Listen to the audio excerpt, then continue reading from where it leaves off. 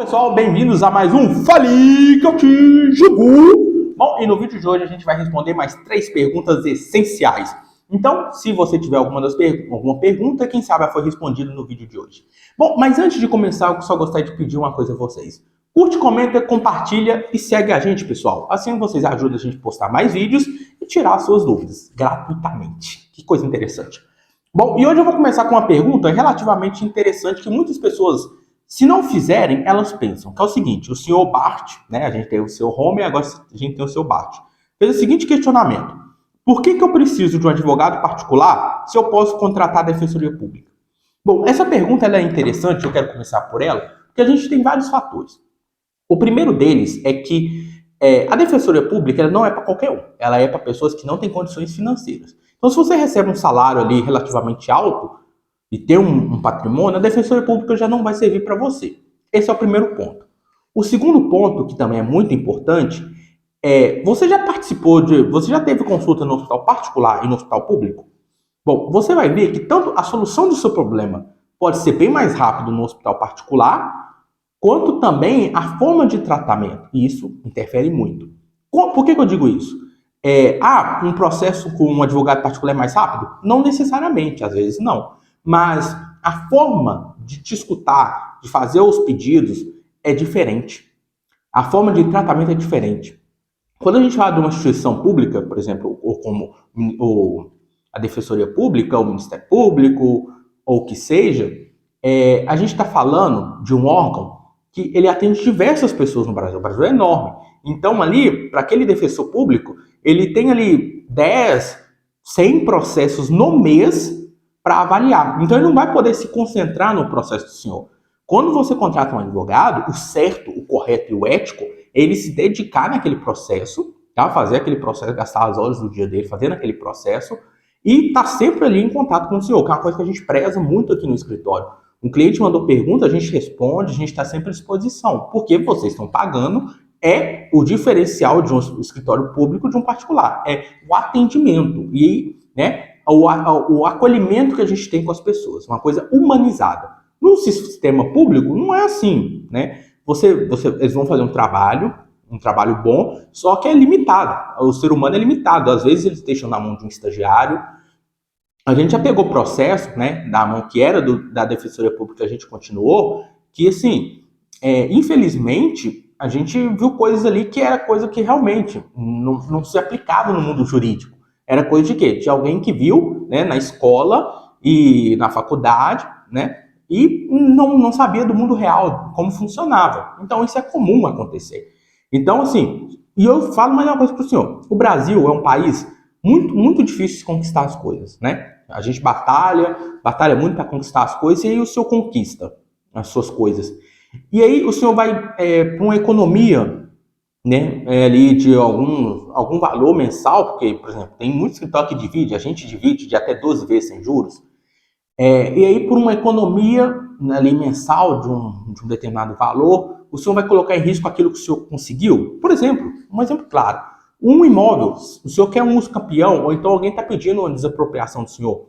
O senhor vai na Defensoria Pública e colocar em risco aquele imóvel que custou muito, ou o senhor prefere talvez um advogado que saiba da área, que pode atender melhor o senhor? Uma questão de pensão, Defensoria Pública, em questão de pensão, eles sempre vão tentar resolver a situação da melhor forma possível. Só que, muitas vezes, eles aceitam valores que estão menores do que o que é aplicado. Então, por exemplo, às vezes, eles vão conseguir a pensão, por exemplo, em questão de pensão, eles vão conseguir a pensão, que é um direito da criança, isso é um fato. Só que aí, a forma deles conseguirem pensão é um valor irrisório, muito, muito pequeno. E aquilo não dá para sustentar. E aí, muitas vezes, as mães ficam com aquele valor de pensão pequeno e que a Defensoria Pública não faz, né, muita coisa para resolver. Né? Ela fez o acordo, a pessoa aceita, a pessoa às vezes não é bem instruída, não sabe dos direitos exatos e fica naquilo. Então, assim, sem crítica, obviamente é um serviço público que está aí para todo mundo que não tem condições, mas eu quero que todo mundo, né, quando tiver essa dúvida, faz o seguinte questionamento: eu batalhei tanto para conquistar essa coisa aqui, será que vale a pena eu colocar em risco essa coisa economizando um pouquinho, ou vale a pena eu gastar um pouquinho, mas garantir isso. Por exemplo, uma área que a gente não atua para falar que não é propaganda própria. Área criminal. A sua liberdade. Vamos supor, não estou fazendo juízo de valor, mas vamos supor que você é inocente, mas está sendo acusado de alguma coisa. Vale a pena colocar em risco a sua liberdade, ficar preso durante meses na defensoria pública, ou vale a pena contratar um advogado para cuidar do seu caso? Isso é uma dúvida que realmente é muito importante. Porque a defensoria pública, vou ser muito sincero, na questão criminal principalmente, eles não vão fazer todas as medidas necessárias. Por quê? Porque é muito processo para pouca gente.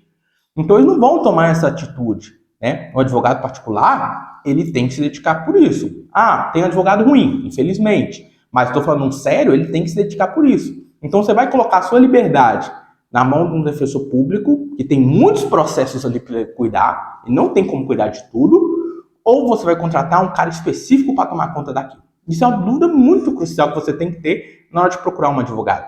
Eu quero resolver o meu problema de forma razoável ou de forma certa? Né? Não estou dizendo que contratar um advogado é garantia de sucesso. Eu já falei que a defensoria pública também consegue, mas às vezes não de forma tão boa quanto um advogado. Mas chega dessa pergunta e vamos para a próxima do Fali que eu te julgo. Já deixou seu like, curtiu, compartilhou? Então, bora lá. A segunda pergunta é da senhora Emily. Emily já fez uma pergunta por aqui? Não me lembro. Mas vamos lá. A senhora Emily perguntou: tenho um convênio e estou no período de carência. Só que agora eu estou com uma doença grave. Posso fazer alguma coisa? Sim. Vamos lá. Essa questão de carência de convênio, ela é muito interessante, tá? E essa é uma especialidade que a gente tem aqui no escritório, já que eu dou diversos casos assim, que é o seguinte. Às vezes, a gente faz um convênio ali, principalmente depois que descobre alguma doença séria e não quer tratar pelo SUS. Lembra do exemplo que eu dei no exemplo passado, dessa questão de tratamento? Eu vou pegar um exemplo claro aqui. Câncer. Câncer, no Brasil, mata muito mesmo. E boa parte das mortes é porque falta de atendimento rápido. Então, o que acontece? A pessoa, às vezes, ela descobre um câncer, naquela correria faz um convênio e depois descobre que tem a carência. Só que a jurisprudência, a legislação é clara. No caso de doenças graves, por exemplo, câncer, não tem período de carência. Os convênios não vão conseguir, mas eles não vão seguir essa regra, né?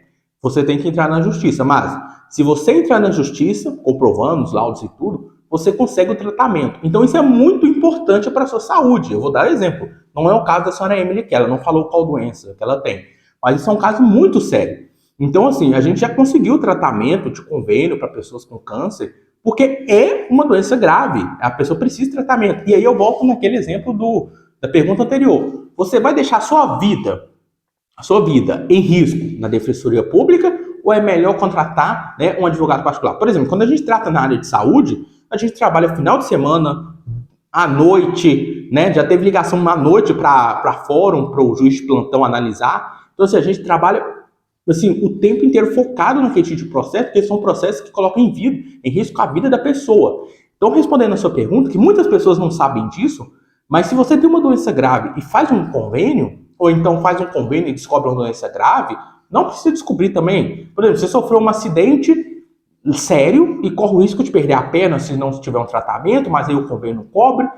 Independente. Casos graves, casos extremos, se você não tiver um tratamento urgente, que podem colocar em risco a sua vida ou o restante daquele bem, por exemplo, a perna, se não for tratado, vai ser amputada. Então vai ter um dano permanente. Se não tiver um tratamento urgente, nesse tipo de caso, você pode sim ter acesso ao tratamento pelo convênio sem a aplicação da carência. Tá? Os convênios não fazem isso, eles não fornecem essa informação e também não vão fornecer o tratamento, eles vão negar. E é por isso que quanto mais rápido entrar nesse tipo de processo, mais rápido garante ali o seu tratamento. Vou ser muito sincero. E aqui eu vou trazer mais uma vez. Essa cliente que estava com um câncer, ela está fazendo tratamento pelo convênio particular. Pelo SUS, ela começou pelo SUS, mas tinha um convênio, a gente entrou na justiça, enquanto isso ficava pelo SUS, conseguiu muito rápido a liberação do convênio. Se ela tivesse no SUS, até hoje não foi agendado uma consulta com o oncologista dela. Ela não passou pelo oncologista pelo SUS. Pelo particular, ela já está fazendo tratamento há bastante tempo. Então, por exemplo, pelo SUS demora uma fila grande, e aí você fala mais uma vez, poxa, mas eu vou ter que gastar com um advogado, aí eu tenho que gastar com um convênio, mas vale o risco de colocar a sua vida em risco nisso? Eu dou esse exemplo de saúde porque é muito claro. Vale a pena? Uma outra cliente, que não é desse tipo de doença, ela tinha um convênio, só que ela sofreu um acidente de moto e assim, a perna dela estava em risco. E o pessoal do convênio falou, olha, a gente não vai tratar, a gente não vai te tratar. E ela poderia perder a perna. Então assim, vale a pena eu ir na defensoria pública ou vale a pena eu, gastar um pouco mais, mas garantir a minha perna? Hoje já tá bem, já tá andando. Então é isso que eu falo. Assim, a defensoria pública é excelente. Mas você tem que saber o risco que você tá, o bem que você tá querendo proteger, aquele direito, e até onde vale a pena economizar por ele. Às vezes as pessoas gastam com uma bebidinha aqui, uma festinha ali, e porque é importante mesmo, elas não colocam o devido valor. Né? Tem a versão gratuita. Só que é aquilo. É igual os tratamentos SUS. Se você não tratar rápido, complica. Bom, e agora a gente vai para a última pergunta do nosso programa. Qual que é ele? É o Fale que eu te jogo de hoje. E nossa última pergunta é: o meu banco tirou um dinheiro de forma indevida minha. Posso entrar com processo? Aqui essa pergunta está mal feita, mas eu acho que quer dizer mais ou menos o seguinte. Foi feita uma transferência de forma indevida no banco dele. Ele pode entrar com processo? Bom, vamos lá. É complicado, tá? É complicado. Mas se for provado que foi algum erro no banco, se alguém hackeou a sua conta, coisas assim, você pode se reaver. Agora, uma coisa que eu sempre falo. Se você caiu num golpe, se você, por conta própria, fez a transferência do dinheiro, e aí a pessoa tem que ser muito, muito sincera com o advogado. Olha, o cara me pediu aqui alguma coisa, e eu fiz a transferência para ele. Eu posso perder, eu posso pedir no banco, falar que é indevida. Se for, por exemplo, transferência Pix, essas coisas, se passou o prazo, perdeu, porque Pix é considerado à vista. Então, se foi transferido, o banco não tem como recuperar, você perdeu. Mas, por exemplo, você está dormindo de madrugada, não mexeu em nada, acordou, tem diversas transferências bancárias para a conta de uma pessoa. Poxa, e o banco não bloqueou e não fez nada, nem te notificou? Estranho. Cabe uma ação? Cabe. É complicado? É. Por quê? Porque o banco sempre vai alegar, a pessoa passou a senha, a pessoa tem acesso ao aplicativo, mas aí compete a ela provar, que a pessoa passou a senha e tudo. E aí a gente vai na questão de que a pessoa está dormindo, o horário e tudo. Então é um tipo de ação complicada, mas se não foi um erro seu, você pode sim ganhar. E aqui eu quero trazer uma coisa importante, tá? Trazer um comunicado aqui. Fica ligado nesse comunicado, porque acontece muito, muito, muito, muito. Empréstimo, tá? Empréstimo, quando você vai fazer um empréstimo, alguém te oferece um empréstimo, não existe pagamento antecipado para empréstimo, tá? Não existe isso. Se você vai aparecer uma empresa ali, pode ser com o nome de um banco, por exemplo, Caixa Econômica, alguém se diz pela Caixa e fala, olha, a gente vai te oferecer um empréstimo, mas você tem que pagar uma taxa, um imposto, alguma coisa. Isso não existe, tá? Empréstimo tem que ser feito e não pode ser cobrado nenhum valor antecipado. Não existe isso. Então, se você está fazendo, alguém te ofereceu um empréstimo, você entrou num site, está meio desconfiado, pediu um pagamento antecipado, corre porque é golpe. E é um golpe muito comum que as pessoas acabam caindo. Oferece um empréstimo com valor absurdo e fala, você tem que pagar uma taxa de um imposto, de alguma coisa, isso não existe. É vedado pela lei pedir valor antecipado para liberação de empréstimo. Bom, e esse foi o vídeo de hoje, até com essa dica excepcional para vocês. Vejo vocês no próximo vídeo. Deixa as perguntas aqui, segue a gente para acompanhando as dúvidas e partiu no mais um Fale que eu te jogo.